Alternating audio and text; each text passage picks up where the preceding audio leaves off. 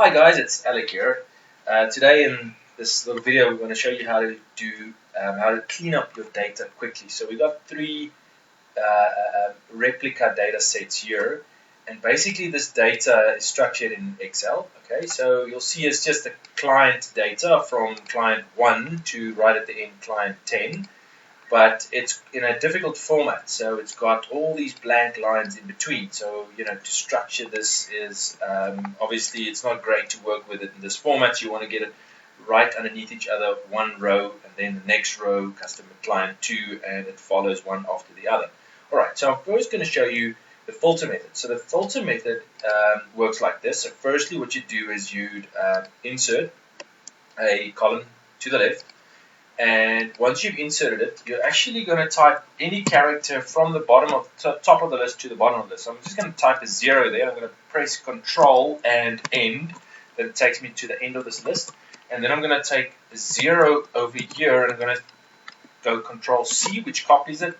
I press Shift Control and up, and that highlights that actual list up to the top.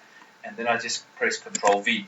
Now I've got a whole list which ultimately has got a full data structure on the left-hand side of this list, let's call it that.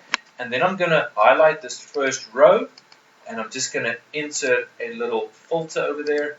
And now I can go on this filter, and I just say smallest to largest. All right, so there I've filtered it right underneath each other. So that's called the filter method. All right. The next one is the hide cells method. Okay, so same data structure. What I'll do is I go into the first column. Now, just a quick little shortcut here, Control Spacebar, then you can highlight that whole column.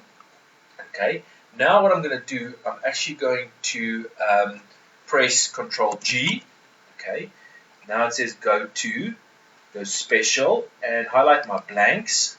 Okay, it's highlighted my blanks. Now I go Control 9.